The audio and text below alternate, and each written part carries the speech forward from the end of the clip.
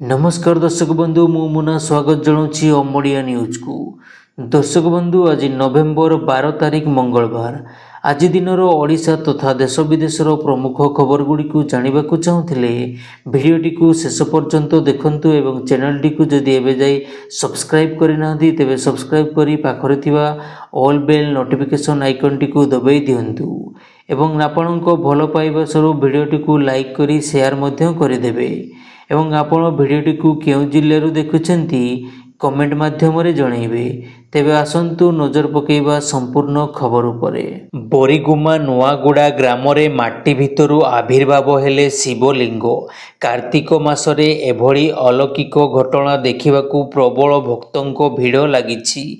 सूचना अनुसार नुआगुड़ा ग्राम रे एक विराट बटवृक्ष किछि मास तले आपे आपे ओलटि जाइथिला। ସେହି ଗ୍ରାମର ସମୀର ନାମକ ଜଣେ ବ୍ୟକ୍ତି ମେଟାଲ ଡିଟେକ୍ଟର ମେସିନରେ ମାଟି ତଳେ ପରୀକ୍ଷା କରିବା ଯୋଗୁଁ ସେହି ସ୍ଥାନରେ ହାଇ ସିଗ୍ନାଲ ମିଳିଥିଲା।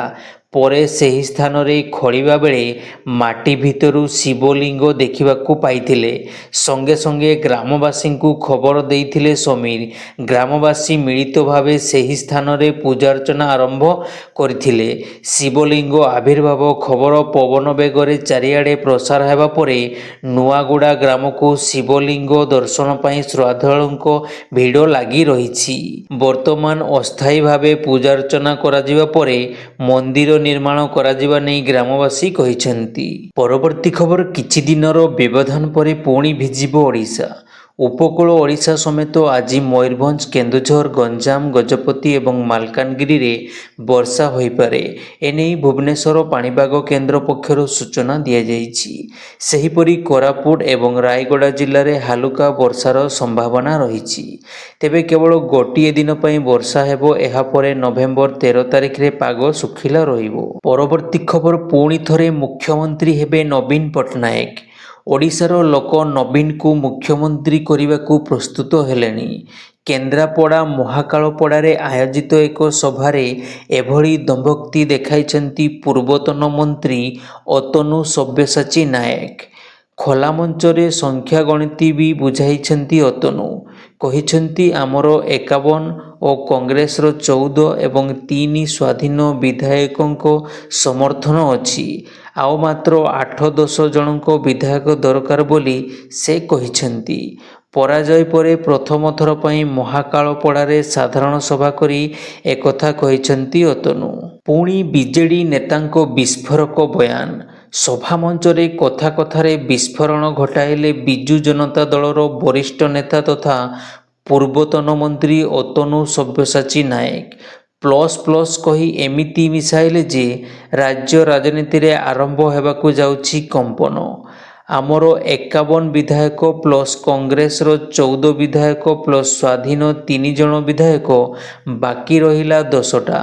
ଏମିତି କିଛି ଭାବେ କଂଗ୍ରେସ ସହ ମେଣ୍ଟ କରି ସ୍ୱାଧୀନ ବିଧାୟକଙ୍କୁ ସାଙ୍ଗରେ ନେଇ ଆଉ ବିଜେପିରେ ବିଦ୍ରୋହ କରି ସରକାରକୁ ଫେରିବାକୁ ଯୋଜନା କରୁଛି ବିଜୁ ଜନତା ଦଳ, ଯାହାକୁ ନେଇ ଚର୍ଚ୍ଚା ଜୋର ଧରିଛି। ପରବର୍ତ୍ତୀ ଖବର ରାଜ୍ୟରେ ଆହୁରି ସଶକ୍ତ ହେବ ଅଗ୍ନିଶମ ବାହିନୀ। ଏନେଇ ପଦକ୍ଷେପ ଗ୍ରହଣ କରିଛନ୍ତି କେନ୍ଦ୍ର ସରକାର। ପଶ୍ଚିମବଙ୍ଗ, ଓଡ଼ିଶା ଏବଂ ଛତିଶଗଡ଼ରେ ଅଗ୍ନିଶମ ସେବାର ଆଧୁନିକୀକରଣ ପାଇଁ 725.62 କୋଟି ଟଙ୍କାର ପ୍ରକଳ୍ପକୁ କେନ୍ଦ୍ର ସରକାର ଅନୁମୋଦନ କରିଛନ୍ତି। କେନ୍ଦ୍ର ଗୃହମନ୍ତ୍ରୀ ଅମିତ ଶାହଙ୍କ ନେତୃତ୍ୱରେ ବସିଥିବା ବୈଠକରେ ଏହାକୁ ମଞ୍ଜୁରୀ ଦିଆଯାଇଛି। ପରବର୍ତ୍ତୀ ଖବର ରାଜ୍ୟର ମହିଳା ନିଯୁକ୍ତି ଆଶାୟୀଙ୍କ ପାଇଁ ଆସିଛି ଏକ ବଡ଼ ଖୁସି ଖବର। ରାଜ୍ୟରେ ପୂରଣ ହେବ 2525ଟି ପଦ। ଏଥିପାଇଁ ପୂର୍ବରୁ ରାଜ୍ୟ ସରକାରଙ୍କ ମହିଳା ଶିଶୁ ବିକାଶ ବିଭାଗ ପକ୍ଷରୁ ଏକ ବିଜ୍ଞପ୍ତି ପ୍ରକାଶ ପାଇଥିଲା। ଜୁଲାଇ 7ରୁ ଏଥିପାଇଁ ଅନଲାଇନରେ ଆବେଦନ ପ୍ରକ୍ରିୟା ଆରମ୍ଭ ହୋଇଥିବା ବେଳେ ଅଗଷ୍ଟ 8ରେ ଆବେଦନ ଅନ୍ତିମ ତାରିଖ ରହିଥିଲା। ତେବେ ଏହା ମଧ୍ୟରେ ଉକ୍ତ ନିଯୁକ୍ତିକୁ ନେଇ ଆସିଛି ଏକ ବଡ଼ ଖବର। ଏହି ନିଯୁକ୍ତିର ଅନ୍ତିମ ତାରିଖ ବୃଦ୍ଧି କରାଯାଇଛି। ଏବେ ଆଶାୟୀ ପ୍ରାର୍ଥୀମାନେ ଡିସେମ୍ବର 12 ତାରିଖ ପର୍ଯ୍ୟନ୍ତ ଅନଲାଇନରେ ଆବେଦନ କରିପାରିବେ। ଚଳିତ ବର୍ଷ ଜାନୁଆରୀ ମାସ ପହିଲା ସୁଦ୍ଧା ପ୍ରାର୍ଥୀଙ୍କର ସର୍ବନିମ୍ନ ବୟସ ଯୋଗ୍ୟତା 19 ବର୍ଷ ଓ ସର୍ବାଧିକ ବୟସ ଯୋଗ୍ୟତା 35 ବର୍ଷ ରହିଥିବା ଆବଶ୍ୟକ। ପରବର୍ତ୍ତୀ ଖବର ବିଜେଡି ଓ ନବୀନଙ୍କର ପୋଲ୍ ଖୋଲି ଦେଇଛନ୍ତି ଦେବାଶିଷ ନାୟକ। ଏକ ସାକ୍ଷାତକାରରେ ଦେବାଶିଷ ଦେଇଥିବା ବିସ୍ଫୋରକ ମନ୍ତବ୍ୟ ଏବେ ବିଜେଡିରେ ଆଲୋଡ଼ନ ସୃଷ୍ଟି କରିଛି। ନବୀନ ଟ୍ରାପ୍ରେ ପଡ଼ିଯାଇଥିଲେ, ତାଙ୍କୁ ତାଲା ପକାଇ ରଖାଯାଇଥିଲା, ନ୍ୟୁନ କରି ଦେଖାଇବାକୁ ଷଡ଼ଯନ୍ତ୍ର କରାଯାଉଥିଲା। ପାଣ୍ଡିଆନ ଓ ବବି ଏଜେନ୍ସି ବିଜେଡିକୁ ବୁଡ଼ାଇ ଦେଇଥିଲେ। ପରବର୍ତ୍ତୀ ଖବର ପ୍ଲାଷ୍ଟିକ ଡବା ବିକ୍ରି ଆଳରେ କରୁଥିଲେ ପିଲା ଚୋରି, 2 ଚୋରଙ୍କୁ ନିର୍ଧୂମ ଛେଚି କାବୁ କଲେ ଗାଁ ଲୋକ। ପଟ୍ଟାମୁଣ୍ଡାଇ ବ୍ଲକ ଶାସନ ଛକରେ ଜଣେ ମହିଳା ଓ ପୁରୁଷ ଅଟକ, ଉଭୟ ନିମପୁର ଶାସନ ଗାଁକୁ ପ୍ଲାଷ୍ଟିକ ଡବା ବିକ୍ରି କରିବାକୁ ଆସିଥିଲେ।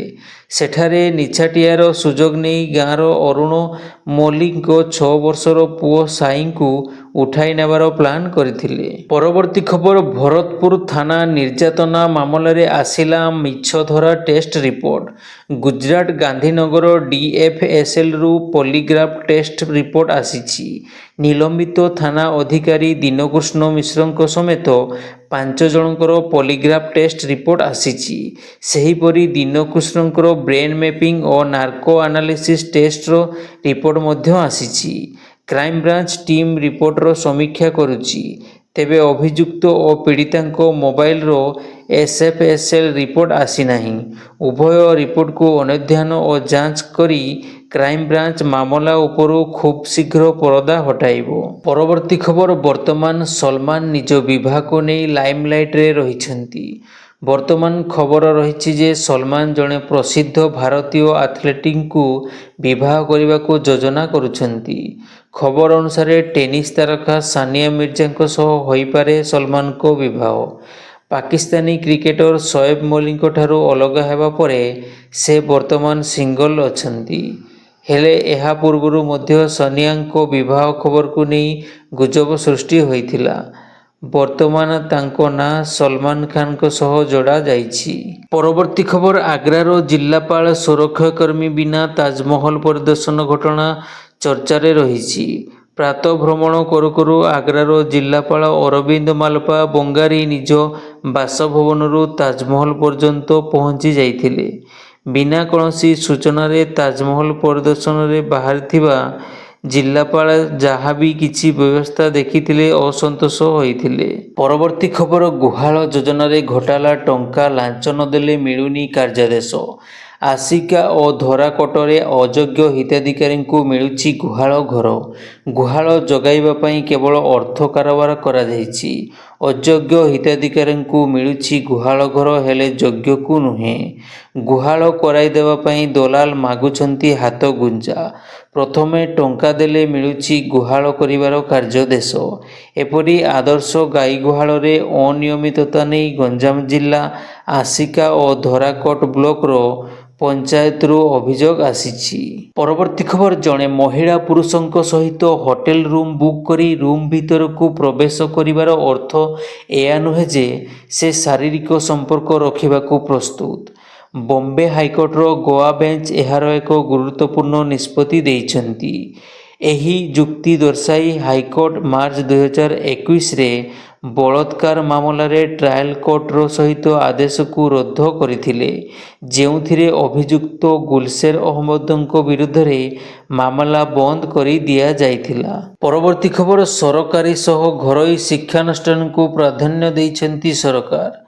ଛାତ୍ରୀଙ୍କ ଭବିଷ୍ୟତ ପାଇଁ ଆସନ୍ତା ଶିକ୍ଷାବର୍ଷରେ ରାଜ୍ୟରେ ନୂତନ ଘରୋଇ ସ୍କୁଲ ଖୋଲିବ ବୋଲି ମାଧ୍ୟମିକ ଶିକ୍ଷା ନିର୍ଦ୍ଦେଶାଳୟ ପକ୍ଷରୁ କୁହାଯାଇଛି।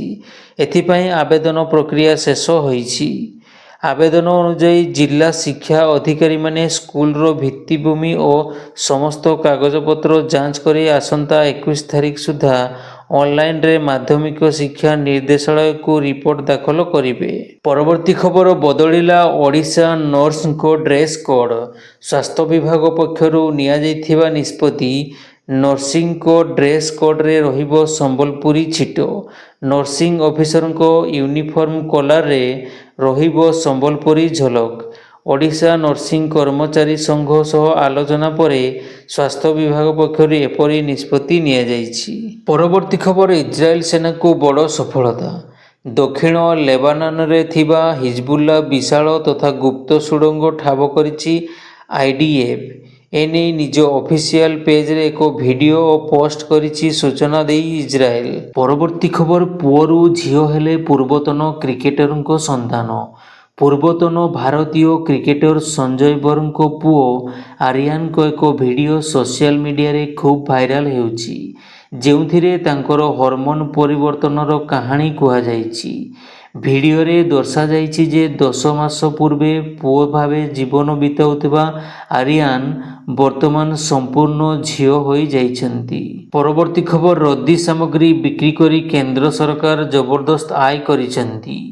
गत 3 वर्ष रे सरकार एभली सामग्री बिक्री करी 2364 कोटी टंका आय करिथिबा शिल्प और आंत वाणिज्य प्रसारण विभाग पक्षरु सूचना मिलिछि। विभिन्न सरकारी कार्यालयरू बिक्री करा जाइछि एही रद्दी सामग्री। परवर्ती खबर रियल स्टेट प्रोजेक्ट क्लोजर वा प्रकल्प शेष बेले एणिकी बिल्डर संस्था मनमानी चलिबो नाही। एने विभिन्न अभियोग मिलिबा परे कड़ा कार्यानुष्ठान ग्रहण करिसेंती ओडिशा रियल स्टेट उन्नतीकरण कर्तृपक्ष। ए संपर्कित विभिन्न नियम रे होईछि संशोधन। परवर्ती खबर जाजपुर दशरथपुर ब्लॉक बड़कुआलो डाकघरे शह शह हिताधिकारी विभिन्न प्रकार जमा खातारे लक्ष लक्ष टंका जमा करथिले। तत्कालीन पोस्टमास्टर जांच आଳରେ हिताधिकारी खाता को निज पाखरे रखिथिले। परे मिथ्या कागजपत्र रे 50 लाख रु अधिक टंका हरिलुट करिथिबा अभियोग होईछि। हिताधिकारी डाकघर घेराव करने सह डाक सुपरिटेडेंट को भेटी न्याय भिक्षा मागिछन्ति। परवर्ती खबर महिला मासिक धर्म और ऋतुस्राव छुट्टी नहीं राज्य सरकार तरफ नुआ विज्ञप्ति सामना को आसीछि। महिला कर्मचारी को ऋतुस्राव छुट्टी नहीं पूर्वर घोषणा करा जाइथिबा बेले एबे एने विज्ञप्ति प्रकाश पाइछि। ऋतुस्राव पई वार्षिक 12 दिनर अतिरिक्त छुट्टी नहीं अर्थ विभाग पक्षरु विज्ञप्ति रे सूचना दिया जाइछि। पर राशन देवा बहाना रे महिला को दुष्कर्म बंधा हेला जोगाण अधिकारी। वीडियो भाइराल हेबा परे जोगाण सहायक गिरीश साहू को आगलपुर और साहेला पुलिस गिरफ्त करिछि। गत 4 तारिख रे आगलपुर थाना रे मामला रुजु होइथिला। एही घटना परे अभियुक्त जोगाण सहायक और तांको सहयोगी फेरार हो जाइथिले। परवर्ती खबर बीजेपी विधायक सरोज पाढ़ी को विस्फोरक बयान। सतेश बीजेडी विधायक बीजेपी शीर्ष नेतृत्व सहित जोगाजोग रे अछंती और कथबार्ता चलीछि। 3 दिन तले सतेश बीडीओ विधायक एकाठी होइथिले। सतेश विधायक बीजेपी आसीबा पई बीजेपी शीर्ष नेतृत्व सह जोगाजोग रे अछंती बोली सरोज पाढ़ी कहिसंती। परवर्ती खबर मणिपुर रे हिंसा। सीआरपीएफ कैंप उपरे आक्रमण कले कुकी संप्रदायर केतेक आतंकी। गत सोमवार दिन मणिपुर रे जिरीबामरे अति कम 10 जन कुकी आतंकवादी सीआरपीएफ कैंप उपरे आक्रमण करथिले। फल सीआरपीएफ मध्य पालटा जवाब देइतिला। शिविर रे रहिथिबा आक्रमण परे सीआरपीएफ तरफ गोली चालन 10 जन कुकी आतंकी प्राण हराई थिले। परवर्ती खबर मंदिर को आतंकी धमक। खालिस्तानी आतंकवादी गुरुपंत सिंह पन्नू अयोध्यार राम मंदिर समेत अनेक हिंदू मंदिर को टार्गेट करी धमक देइछन्ति।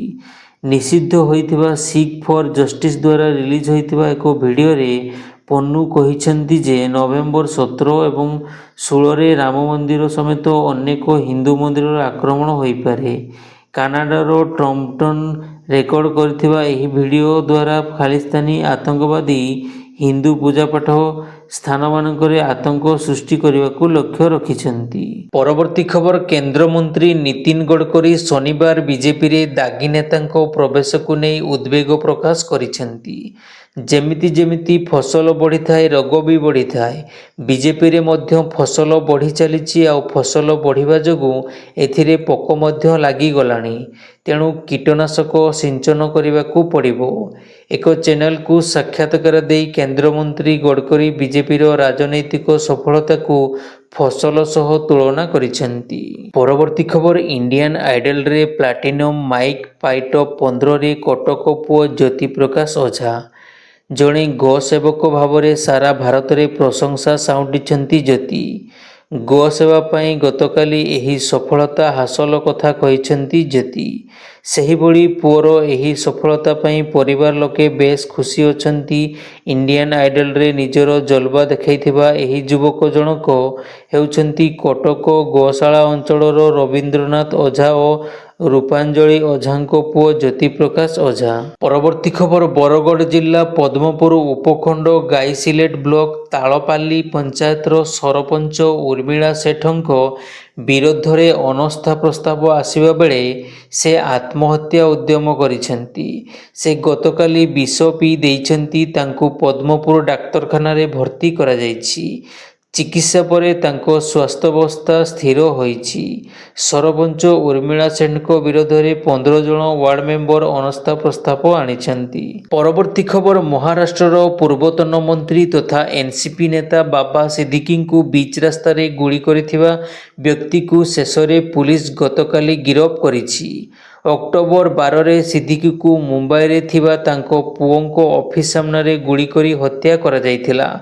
ଘଟଣା ଦିନ ତାଙ୍କୁ ଗୁଳି କରି ଫେରାର ହୋଇଥିବା ବ୍ୟକ୍ତିକୁ ଗତକାଲି ଉତ୍ତରପ୍ରଦେଶରୁ ଗିରଫ କରାଯାଇଛି। ସେ ନେପାଳ ଖସିଯିବାକୁ ଚେଷ୍ଟା କରୁଥିବା ବେଳେ ପୁଲିସ ହାତରେ ଧରା ପଡ଼ିଛି। ପରବର୍ତ୍ତୀ ଖବର ମୁଖ୍ୟମନ୍ତ୍ରୀ ମୋହନ ଚରଣ ମାଝୀ ବାଲିଯାତ୍ରା ଉତ୍ସବ ଉଦ୍ଘାଟନ କରିବେ। 15 ତାରିଖ ସନ୍ଧ୍ୟା 5:30 ବେଳକୁ ମୁଖ୍ୟମନ୍ତ୍ରୀ ଶ୍ରୀ ମାଝୀ କଟକ ଆସି ବାଲିଯାତ୍ରାର ଶୁଭାରମ୍ଭ କରିବେ ବୋଲି ଜିଲ୍ଲାପାଳ ପ୍ରକାଶ କରିଛନ୍ତି। ତାଙ୍କ ସହିତ ଅନ୍ୟ କୌଣସି ମନ୍ତ୍ରୀ ଯୋଗ ଦେଇପାରନ୍ତି ବୋଲି କୁହାଯାଇଛି। ତେବେ ଦୀର୍ଘ ବର୍ଷ ପରେ ବାଲିଯାତ୍ରା ଉତ୍ସବ ମୁଖ୍ୟମନ୍ତ୍ରୀଙ୍କ ଦ୍ୱାରା ଉଦ୍ଘାଟନ ହେବାକୁ ଯାଉଛି। ମୁଖ୍ୟମନ୍ତ୍ରୀଙ୍କ ଗସ୍ତ ଲାଗି ସୁରକ୍ଷା ବ୍ୟବସ୍ଥାକୁ କଡ଼ାକଡ଼ି କରାଯାଇଛି। ପରବର୍ତ୍ତୀ ଖବର ଛତିଶଗଡ଼ କୋଣ୍ଡାଗାଁଓ ଜିଲ୍ଲାରେ ଘରୁ ମିଳିଲା ଯବାନଙ୍କ ମୃତଦେହ।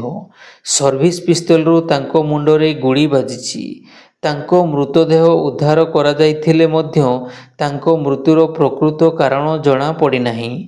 ମୃତ ଯବାନ ଜଣକ ବରଦା ଗାଁ ନିବାସୀ ହରିଲାଲ ନାଗ। ସୂଚନାଯୋଗ୍ୟ ଯେ ଛତିଶଗଡ଼ ବସ୍ତର ଫାଇଟର୍ସ ବାହିନୀରେ ନିଯୁକ୍ତି ପାଇଥିଲେ ହରିଲାଲ। ପରବର୍ତ୍ତୀ ଖବର ଆସନ୍ତା ବର୍ଷଠାରୁ ହେବ 4 ବର୍ଷିଆ ଗ୍ରାଜୁଏସନ। ଆସନ୍ତା ବର୍ଷଠୁ ରାଜ୍ୟରେ ଲାଗୁ ହେବ ଏନ୍ଇପି ବା ନ୍ୟାସନାଲ ଏଜୁକେସନ ପଲିସି। ମୁଖ୍ୟମନ୍ତ୍ରୀ ମୋହନ ଚରଣ ମାଝୀ ଏନେଇ ବଡ଼ ଘୋଷଣା କରିଛନ୍ତି। ରାଜ୍ୟର ଶିକ୍ଷା ପ୍ରଣାଳୀରେ ଆସିବ ବଡ଼ ପରିବର୍ତ୍ତନ। ଗ୍ରାଜୁଏସନରେ ପ୍ରତିବର୍ଷ ମିଳିବ ସାର୍ଟିଫିକେଟ, ଯାହାକି ପୂର୍ବରୁ କୋର୍ସ ଶେଷ ହେବା ପରେ ମିଳୁଥିଲା। ଦକ୍ଷତା ବିକାଶ ଓ ଇଣ୍ଟର୍ନସିପ୍ ପାଇଁ ରହିବ ସୁଯୋଗ। ପାଠ୍ୟକ୍ରମକୁ ରୋଜଗାର ଭିତ୍ତିକ କରାଯିବ। ଶିଳ୍ପ ଆବଶ୍ୟକତା ପୂରଣ ଅନୁଯାୟୀ କରାଯିବ। ଚଳିତ ବର୍ଷରୁ ରାଜ୍ୟରେ ଲାଗୁ ହେବ ଜାତୀୟ ଶିକ୍ଷାନୀତି 2020। ଏହି ନିଷ୍ପତ୍ତି ନେଇଛନ୍ତି ମୁଖ୍ୟମନ୍ତ୍ରୀ ମୋହନ ଚରଣ ମାଝୀ।